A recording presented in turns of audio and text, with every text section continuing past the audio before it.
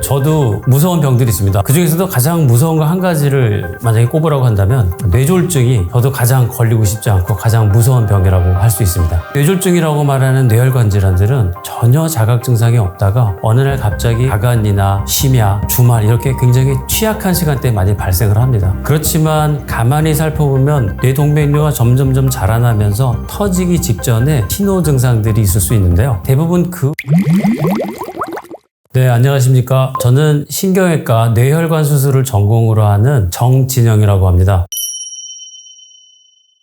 저도 무서운 병들이 있습니다. 암 걸리고 싶지 않고요. 심장병 걸리고 싶지 않고요. 그 중에서도 가장 무서운 거 한 가지를 만약에 꼽으라고 한다면 저도 제가 전공으로 매일 보는 환자들인데요. 뇌졸중이 저도 가장 걸리고 싶지 않고 가장 무서운 병이라고 할 수 있습니다. 세계적으로 3대 사망 원인을 뽑으면 첫 번째가 암이고 두 번째, 세 번째가 심장병, 뇌졸중 이렇게 되는데요. 뇌혈관 질환, 뇌졸중의 특징이 있습니다. 자각 증상이 없다는 거예요. 위암이 있으면 소화가 안 된다든지 어디가 아프다든지 체중이 빠진다든지 전조 증상들이 있고요. 심장병이라 하더라도 심장이 두근두근 한다든지 가슴이 뻐근하다든지 미미하지만 자각 증상을 느끼면서 병이 발견되는 경우들이 더 많다고 할 수 있는데요. 뇌졸중이라고 말하는 뇌혈관 질환들은 혈관이 막히는 병이든지 또 반대로 혈관이 터지는 병, 전혀 자각 증상이 없다가 어느 날 갑자기 뇌졸중이 발생을 해서 야간이나 심야, 주말 이렇게 굉장히 취약한 시간대에 많이 발생을 합니다. 급하게 응급실로 가서 병이 알게 되는 이것이 뇌졸중의 가장 무서운 점이고요. 또 한 가지 무서운 건 누구한테도 예외가 없다는 거죠. 최근에 제 가까운 지인이었어요. 50대 초반의 젊은 남자분이시고 다른 특별한 지병이 없는 분이었습니다. 서울로 돌아오는 길인데 갑자기 운전 중에 한쪽 팔에 힘이 빠지더랍니다. 그래서 병원까지 응급실로 자기가 몰고 운전을 갔는데 차에서 내려서 응급실로 가다가 쓰러졌어요. 병원으로 가서 검사를 해봤더니 뇌졸중 중에서도 혈관이 터지는 뇌출혈이 발생을 하신 거죠. 그분이 생긴 뇌출혈 같은 경우는 뇌 안에 있는 작은 미세혈관이 파열되면 생기는 출혈인데 사실 그런 병은 미리 MRI를 찍어도 미리 예측하기가 쉽지 않은 병이거든요. 갑자기 발생하는 그런 황당한 일이 생기는 게 뇌졸중이고 누구에게도 이런 병은 예외가 없다는 것이 가장 무서운 점이라고 합니다. 뇌동맥류 환자가 한 10년 사이에 한 5배 정도 증가한 것으로 나타났습니다. 그렇다면 이렇게 최근에 뇌질환 환자가 급증을 한 원인을 따져보면요. 첫 번째는 인구의 고령화입니다. 오래 살기 때문에 뇌혈관에 문제가 생기는 환자들이 점점 많아지는 것이 가장 큰 원인이고요. 두 번째로는 건강검진이나 진단기술이 발달하면서 더 많은 병들이 발견되게 되는 것들, 그런 것들이 큰 원인이라고 할 수 있죠. 서구화된 식생활이라든지 또 젊은이들이 받는 스트레스 이런 걸로 젊은 층의 뇌졸중 환자들도 무시할 수 없게 증가하는 것도 현실적으로 사실입니다. 제가 뇌졸중의 무서운 점이 전조 증상이 없는 경우들이 많다고 말씀을 드렸는데요. 그렇지만 가만히 살펴보면 뇌가 보내는 위험한 신호 증상들이 있을 수 있는데요. 대표적인 거 몇 가지만 말씀을 드리겠습니다. 저희 진료실을 찾아오는 가장 많은 환자분들의 증상은 두통하고 어지러움입니다. 신경 써서 봐야 하는 증상 어떤 것들이 있는지 말씀드리겠습니다. 첫 번째는 소위 저희가 벼락두통이라고 말하는 두통이에요. 마치 벼락이 치는 것처럼 아니면 망치로 머리를 꽉 맞는 것처럼 평생 느껴보지 못한 극심한 두통이 갑자기 생기는, 주로 화장실에서 힘을 준다든지 아니면 헬스클럽에서 무거운 걸 들고 운동을 한다든지 허리를 숙여서 청소를 한다든지 할 때 갑자기 그런 증상들이 발생을 하는 경우들이 있는데요. 뇌혈관 질환, 뇌출혈, 특히 뇌 동맥류 파열을 의심할 수 있는 사인이기 때문에 눈여겨보셔야 되는 증상이고요. 두 번째는 주로 아침에 생기는 두통입니다. 아침에 더 많이 생기는지 아니면 오후나 저녁이 될수록 점점 심해지는지 하루 종일 아픈지 이런 것들이 있는데 얼마 전에 진료실로 한번 환자가 찾아온 적이 있어요. 고등학교 2학년 남학생인데 환자가 그냥 머리가 아프다고 얘기를 했어요. 물론 고등학생이고 시험도 많이 보고 하니까 스트레스도 많고 두통이 있을 수 있는데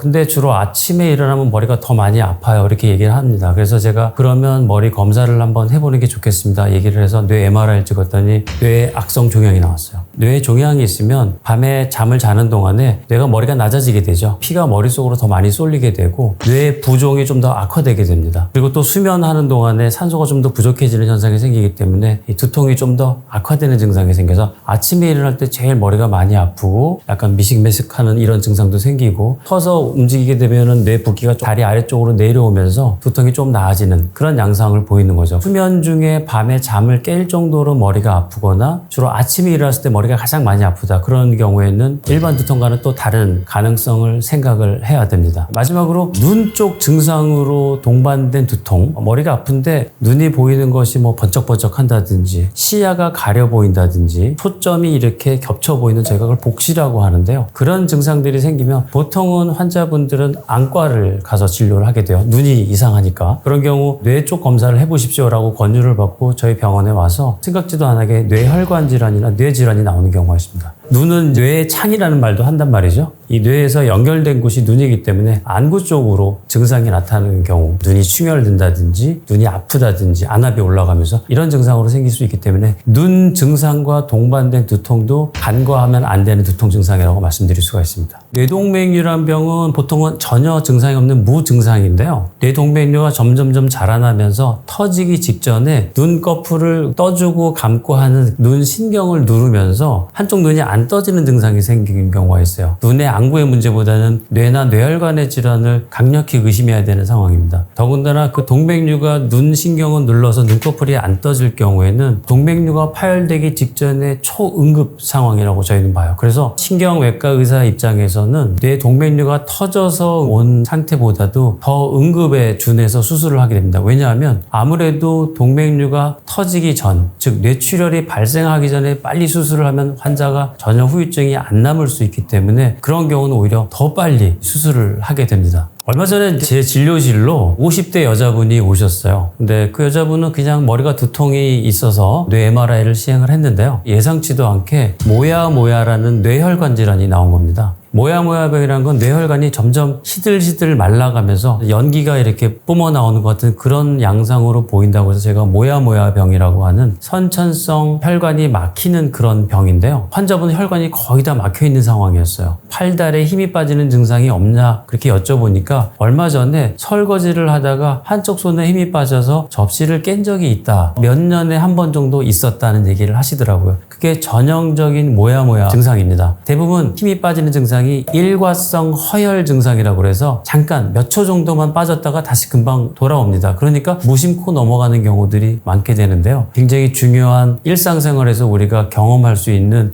뇌에서 보내는 중요한 신호 사인입니다. 얼마 전에도 제 진료실에 왔던 분입니다. 주말에 골프 연습을 하고 있는데 갑자기 뒷목이 너무나 찢어지는 것 같이 아픈 증상을 잠깐 느꼈습니다. 이상하다고 생각해서 제 진료실을 찾아왔어요. 뇌 MRI와 MRA 혈관 검사를 했는데 뒷목으로 올라가는 추골동맥이라는 동맥혈관이 있습니다. 혈관 내벽이 트어지는 저희가 박리된다고 하죠. 박리성 뇌동맥류로 단순한 두통이 아니었던 겁니다. 다행히 잘 치료가 되셨는데 그분이 만약에 일반적인 통증에 대한 치료, 도수 치료를 하거나 했으면 그 혈관 박리가 악화되거나 뇌출혈로 이어질 수 있는 굉장히 위험한 상황이었습니다.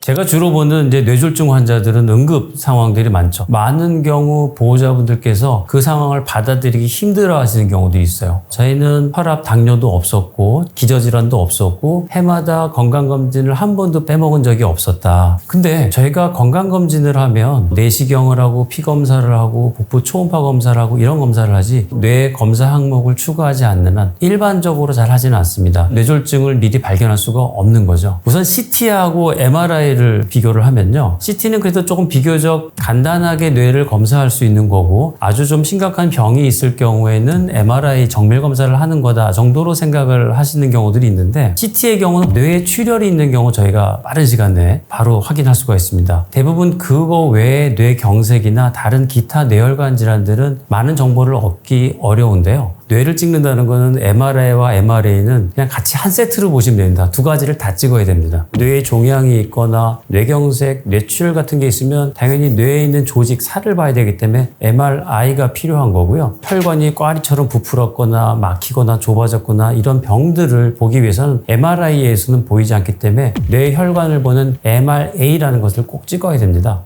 뇌를 검사한다는 건 MRI와 MRA를 반드시 같이 찍으실 것을 권유를 드립니다. 뇌혈관 질환 환자들 중에서 특히 이제 뇌동맥류 환자들을 많이 보는데요. 뇌 검사를 하다가 MRA에서 뇌동맥류가 발견되는 경우들이 점점 많아지는 추세고요. 문제는 이제 동맥류가 발견됐을 때 이것을 어떻게 치료할지 고민되는 상황들을 많이 맞게 됩니다. 뇌동맥류는 사실은 그렇게 드물지 않은 병이에요. 그렇기 때문에 MRI를 찍으면 저희들이 심심치 않게 동맥류가 발견됩니다. 그럼 동맥류가 발견되면 어떻게 해야 될까요? 사실 동맥류는 뇌혈관벽의 일부가 약해지면서 혈관벽이 늘어나는 그런 병이기 때문에 약물 치료를 한다거나 어떤 치료를 해서 이 동맥류가 작아지거나 없어지는 방법은 없습니다. 만약에 치료를 한다면 수술적인 치료밖에는 방법이 없는데요. 동맥류의 치료를 결정할 때 가장 중요하게 여기는 첫 번째는 동맥류의 크기입니다. 크기가 클수록 터질 위험성이 높아지기 때문에 동맥류 크기가 아주 작다면 파열 위험성이 높지 않다고 보고 지켜보는 경우들이 많고요. 크다 작다의 기준을 말씀드린다면 3mm 이하인 경우는 아주 작은 동맥류라고 보고 파열 위험이 극도로 낮다고 봅니다. 그래서 치료를 권유하는 경우는 많지 않습니다. 동맥류 크기가 5mm가 넘어가는 동맥류는 비교적 작지 않은 동맥류이기 때문에 웬만하면 치료를 고려를 해야 되고요.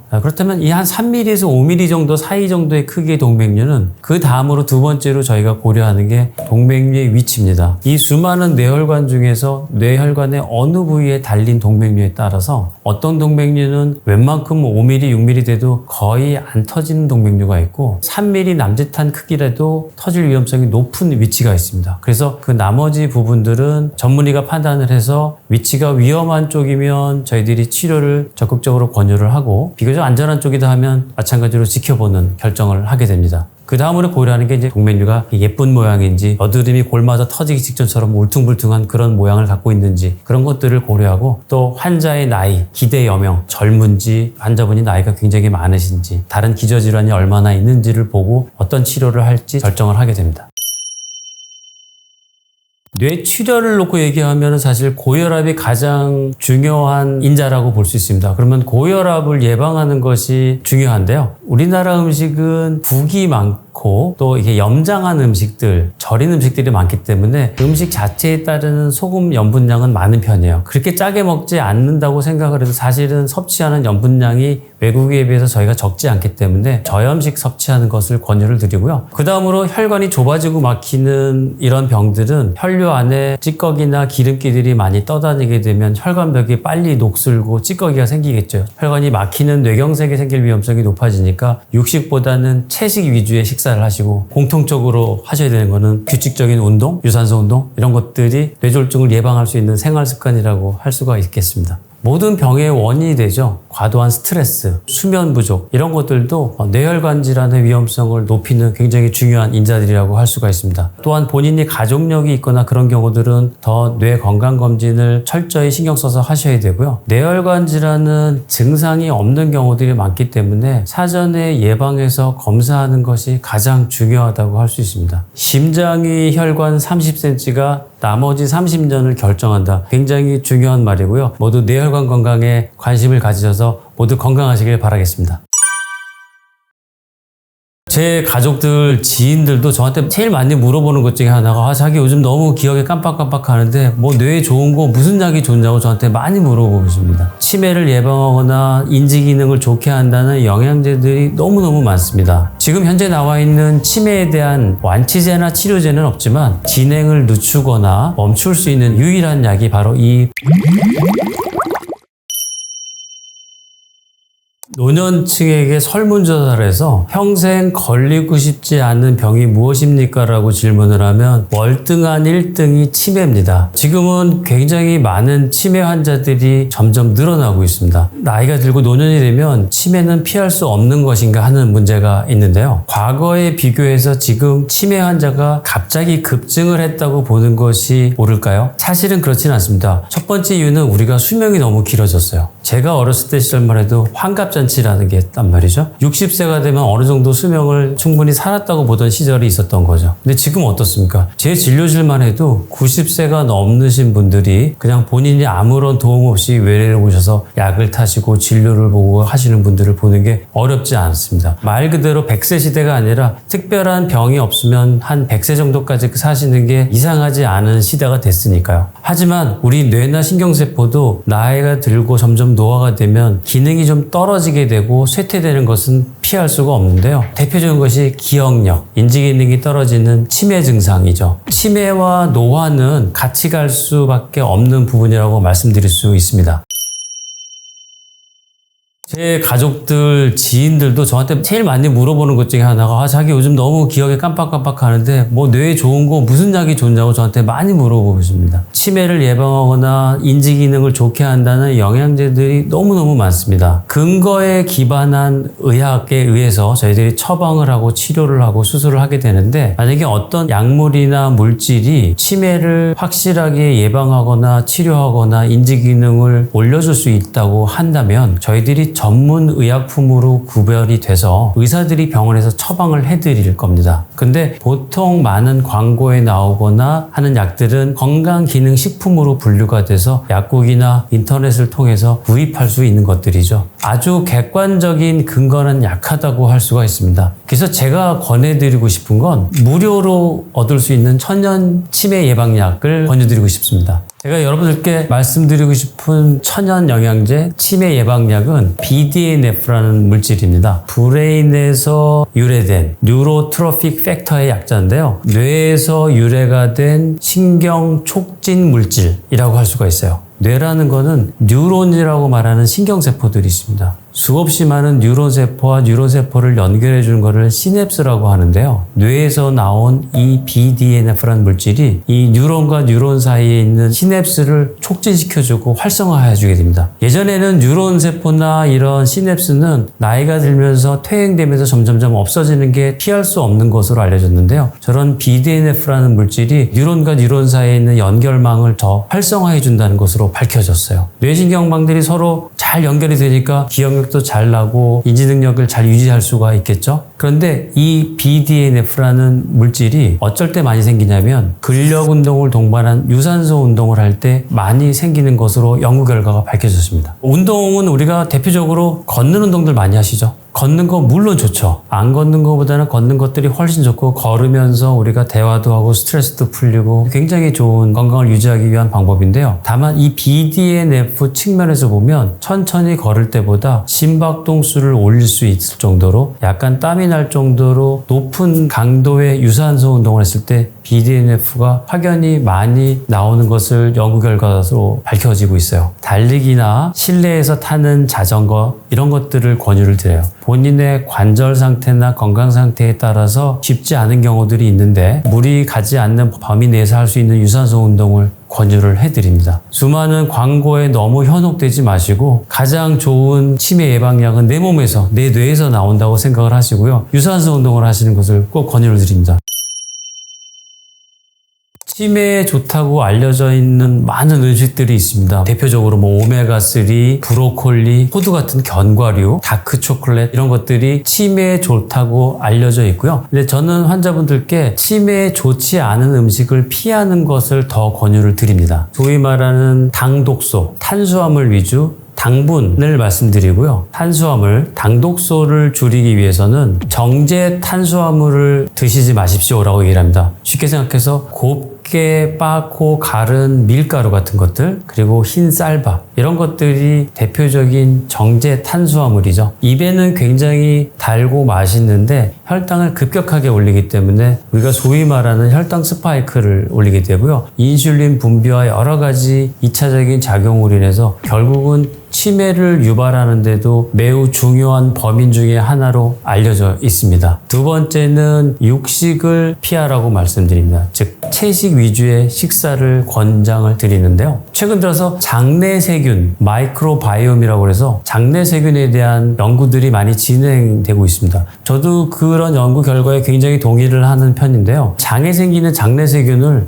100조개가 있다고 그래요. 우리 몸에 유익한 세균도 있고 몸에 해로운 세균도 있는데 이런 장내 세균에서 분비되는 많은 물질들이 결국은 치매, 뇌졸중, 당뇨병, 암 모든 것들을 관여하는 거죠. 좋은 장내 세균들을 많이 유지하기 위해서는 채식, 통곡물 이런 식사를 많이 하셔야지 좋은 장내 세균들이 많아집니다. 어떻게 보면 근본적인 방법이라고 할 수 있기 때문에 채식 위주의 식사를 권유를 드립니다. 최근 들어서 간헐적 단식, 아침 공복을 이야기하는 의사 선생님들이 있습니다. 몸에 생기는 나쁜 세포 폐기물들을 스스로 잡아먹는 오토파지에 대한 연구가 밝혀지면서 어느 정도 일정 시간의 공복 시간이 유지가 되면 몸에 있는 자동 포식 세포로 인해서 나쁜 세포들을 잡아먹고 노화된 세포나 병든 세포들을 줄여준다고 해서 노화를 예방하는 아주 대표적인 방법으로 간헐적 단식이나 아침 공복을 권유하는 경우들이 많은데요. 저는 개인적으로 간헐적 단식이 유행한다고 모든 사람들이 다 우르르 쫓아가는 것을 별로 권해드리지는 않아요. 또 앞으로 10년, 20년 뒤가 되면 지금 얘기하던 간헐적 단식과 다른 학설이 나올 수도 있기 때문에 본인의 맞는 생활 패턴을 고려해서 식사를 하거나 공복을 유지하는 것을 권유를 드리고요. 한 가지 확실한 건 과식하는 것은 뇌에 굉장히 좋지는 않습니다. 치매에 있어서 가장 최악의 습관 중에 하나가 밤에 야식을 먹는 건데요. 수면하기 전에는 최소한 3시간, 4시간 전에는 공복 상태를 유지하고 약간 배가 고픈 듯한 느낌으로 자는 것이 가장 이상적이라고 말씀드리는데요. 그때 먹는 야식은 대부분 탄수화물인 경우들이 많죠. 먹었을 때는 굉장히 기분이 좋은데 그 이후로 잠이 들게 되면 혈류가 뇌보다는 음식을 소화시키기 위해서 밤새도록 위에 쏠려서 뇌로 가야 될 혈액순환이 줄어들게 됩니다. 치매의 나쁜 물질들을 씻어내는 작용들이 줄어들게 되고요. 그런 것들이 반복되다 보면 치매를 빨리 오게 하거나 악화시킬 수 있는 최악의 습관이라고 할 수가 있습니다.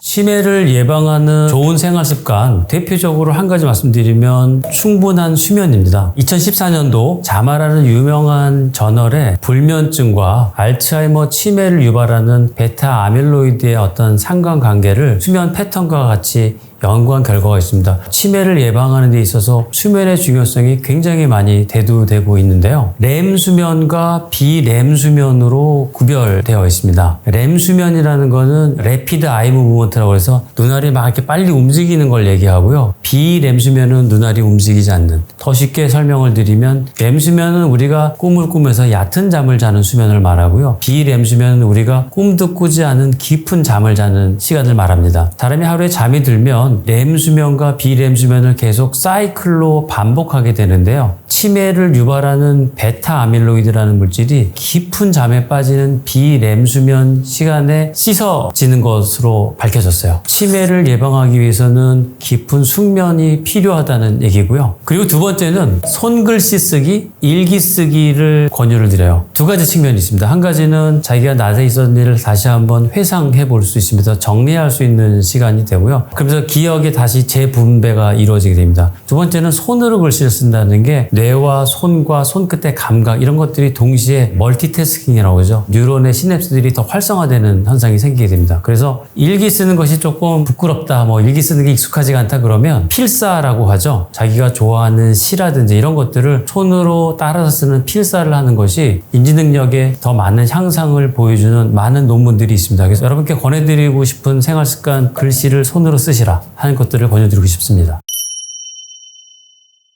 치매를 예방하기 위해서 가장 중요한 거를 저는 치매 검진을 말씀을 드리고 싶습니다. 사실 치매에도 종류가 여러 가지가 있습니다. 하지만 우리가 가장 대표적으로 말하는 게 알츠하이머 치매와 혈관성 치매인데요. 가장 대표적으로 얘기하는 알츠하이머 치매라는 거는 지금까지 과학적으로 밝혀진 원인은 뇌의 이상 단백질, 베타 아밀로이드라는 비정상적인 독성 단백질이 뇌에 침착되고 서로 엉키면서 플라가 혼막이라는 것을 형성을 하게 돼요. 뇌세포를 점점 괴멸시키면서 기억력과 인지 능력이 떨어지게 되는 병입니다. 저희들이 어느 정도 나이가 되면 기억이 깜빡깜빡하는 증상들을 굉장히 흔하게 경험할 수가 있습니다. 치매의 전조 증상으로 생기는 건망증인지를 구별할 수 있는 방법은 그 깜빡거리는 증상만으로는 구별할 수 있는 방법이 없습니다. 그때 우리가 해볼 수 있는 것이 뭐냐면 베타 아밀로이드가 뇌에 얼마나 쌓여 있는지를 검사해 보는 거예요. 전에는 PET MRI라고 해서 특수한 MRI를 찍어서 뇌에 베타 아밀로이드가 얼마나 침착됐는지를 검사하는 방법도 있고요.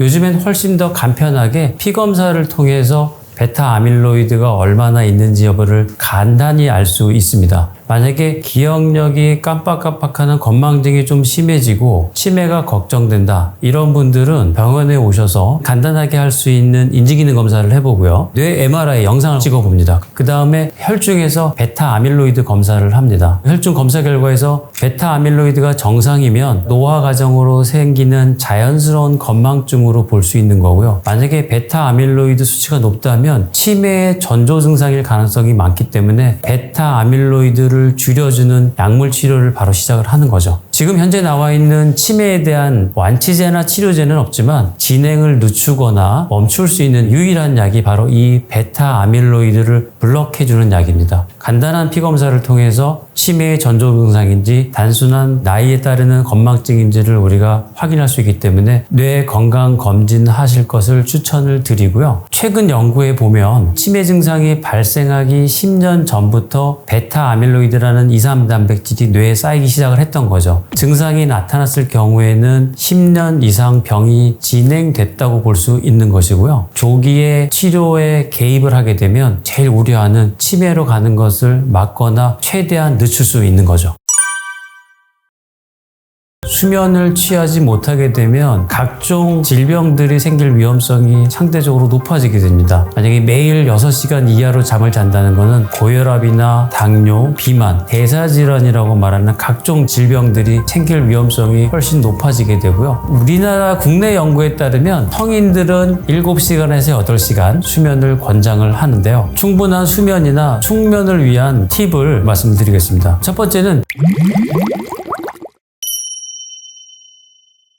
많은 분들께서 잠을 잘 못 자요, 이렇게 얘기하는 분들이 많습니다. 보통은 화장실 가기 위해서 2-3번 정도 깹니다. 그래서 화장실을 갔다 오고 나면 말똥말똥해지면서 다시 잠이 잘 안 들어요. 이렇게 말씀하시는 분들이 제일 많으세요. 그 이유는 사람 몸의 수면 사이클이 노화에 따르는 자연스러운 변화는 어쩔 수가 없는 거고요. 남자분들 같은 경우는 전립선 비대증이 있기 때문에 소변이 자주 마려운 증상이 생기고, 여자분들 같은 경우도 소변이 차서가 아니라 방광이 좀 더 예민해진다고 할 수 있죠. 조금만 방광이 차도 소변이 찬 것처럼 느껴서 신경이 쓰여서 자꾸 잠이 깨는 이런 증상들이 생기게 되는데요. 그런 경우들은 비뇨기과에서 간단한 검사와 치료를 받아도 많이 좋아질 수 있기 때문에 화장실 문제를 해결하면 수면에 많은 도움을 받을 수 있습니다. 갑자기 밤을 꼴딱 새우고 불규칙하게 하는 게 안 좋은지, 6시간 이하의 수면을 오랫동안 장기간 유지하는 게 더 나쁜지를 만약에 물어보시면, 충분하지 못한 수면 시간이 장기화되는 것이 훨씬 건강에는 안 좋고, 우리 수면은 렘 수면과 비렘 수면으로 이루어져 있어요. 렘 수면이란 건 Rapid Eye Movement의 약자인데, 우리가 잠을 자면서도 꿈을 꾸는 그 기간 동안에는 눈알이 움직이게 되는데요. 쉽게 말하면 얕은 잠을 자는 기간입니다. 비렘 수면, 꿈도 꾸지 않는 깊은 잠을 자는 시간을 말을 하는데요. 수면의 초기 부분에 이 비렘 수면이 많이 몰려 있습니다. 밤새 자는 동안에는 렘 수면과 비렘 수면이 마치 사이클처럼 이렇게 6번에서 6번 정도 돌고 돈다고 해요. 치매를 유발하는 베타 아밀로이드라는 독성 물질이 깊은 잠을 자는 비렘 수면 시기에 씻어지는 것으로 되어 있습니다. 수면 사이클이 반복되기 위해서는 최소한 7시간, 8시간 이상의 수면 시간이 필요한 거기 때문에요. 만약에 매일 6시간 이하로 잠을 잔다는 것은 우리의 뇌에 치매를 유발하는 독성 물질인 베타 아밀로이드를 씻어낼 수 있는 시간이 부족하고 점점 축적될 수 있는 가능성이 높아지기 때문에 장기간 수면 부족이 누적되는 것이 치매에는 훨씬 더 안 좋다고 말씀드릴 수가 있습니다.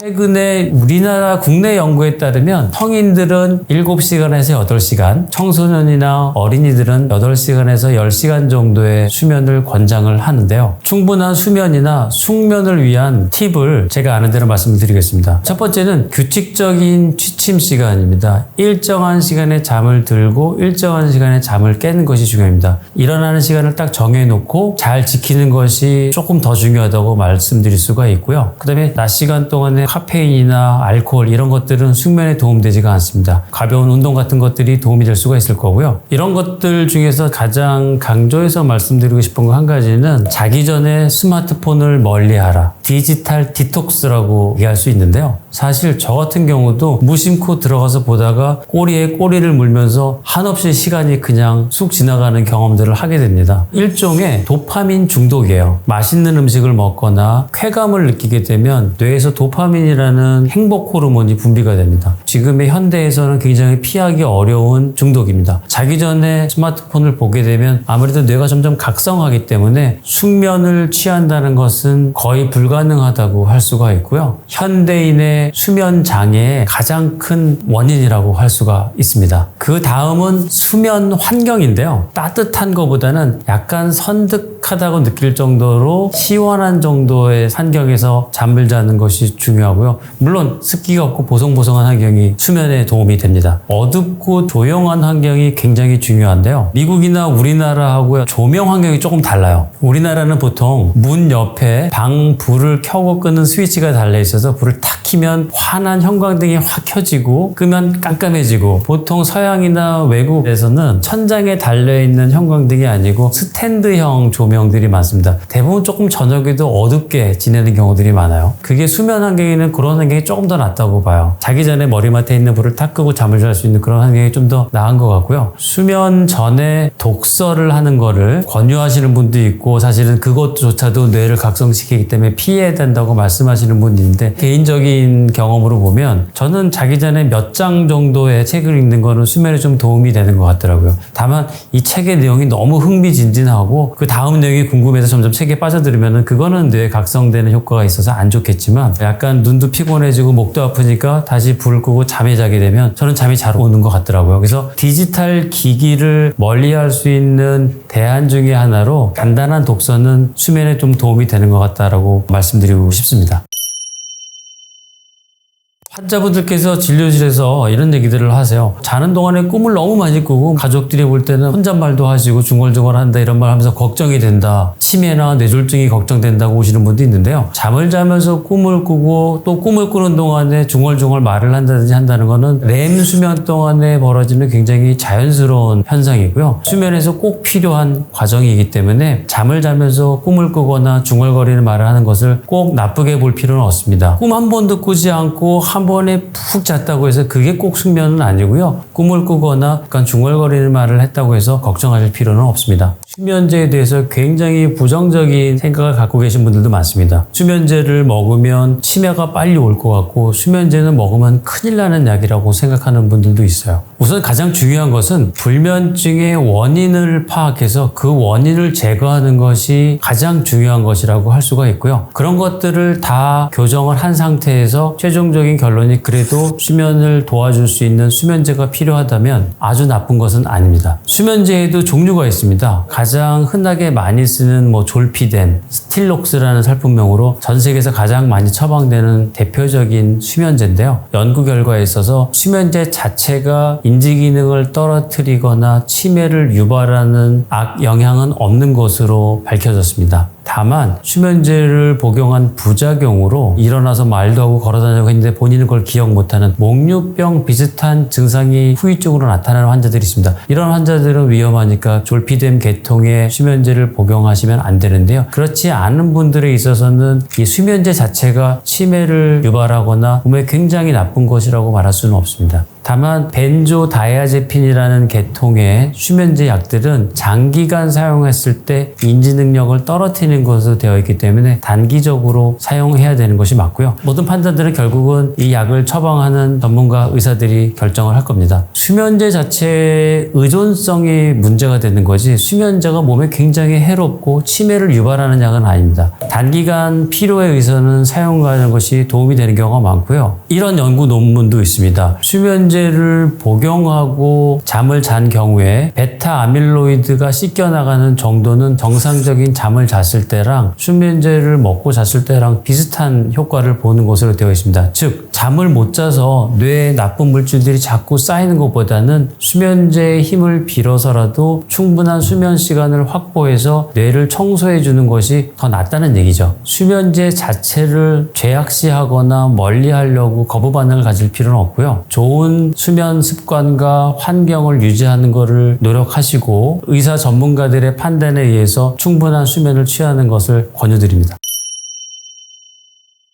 수면을 취하지 못하게 되면 각종 질병들이 생길 위험성이 상대적으로 높아지게 됩니다. 고혈압이나 당뇨, 비만, 대사질환이라고 말하는 각종 질병들이 생길 위험성이 훨씬 높아지게 되고요. 정신의학적인 측면에서 우울증이라든지 감정의 기복이 심해진다든지 수면 부족이 중요한 원인이 될 수 있기 때문에 충분한 수면 시간을 확보하는 것은 굉장히 중요하다고 할 수가 있습니다. 숙면을 방해하는 최악의 행동들 두 가지만 말씀드리면요. 첫 번째는 야식입니다. 사실 젊었을 때는 배가 출출하면 잠이 더 잘 안 오는 것 같기 때문에 든든하게 야식을 먹으면 기분도 좋고 잠도 더 잘 온다고 생각을 하는데요. 음식을 자기 전에 먹게 되면 자는 동안에 혈류가 위로 집중이 되기 때문에 정상적으로 수면하는 동안에 뇌가 노폐물들을 씻어내고 하는 혈류가 위로 몰리기 때문에 치매에도 굉장히 좋지가 않고요. 숙면을 취하기는 매우 어렵습니다. 오히려 조금 나이가 드신 분들은 제 말이 잘 이해가 되실 거예요. 음식을 먹고 자면 새벽에 더부룩한 느낌이 있으면서 잠을 깨거나 하는 경험들을 하시기 때문에 반드시 잠자기 3-4시간 전에는 공복 상태를 유지하는 것이 충분한 숙면을 유지하는 가장 기본 조건이고요. 두 번째는 알코올입니다. 술을 많이 드시거나 알코올에 의존성이 있는 분들, 왜 매일 술을 드십니까? 술을 줄이셔야 됩니다라고 얘기를 하면 술을 한 잔 먹지 않으면 밤에 잠이 오지가 않아서 술을 조금씩 먹어야 된다고 말씀하시는 분들이 굉장히 많습니다. 술을 마시면 잠이 조금 빨리 드는 것 같은 기분이 드는 것은 맞습니다. 다만 그 이후에 그 알코올의 여파로 인해서 자꾸 새벽에 잠을 깨게 돼요. 얕은 잠을 자게 되면서 깊은 수면을 취하지 못하게 되는데요. 질 좋은 수면을 위해서 음주하는 것은 굉장히 좋지 않은 습관이기 때문에 불면증을 악화시킬 수 있는 나쁜 습관이라고 말씀드릴 수 있어요.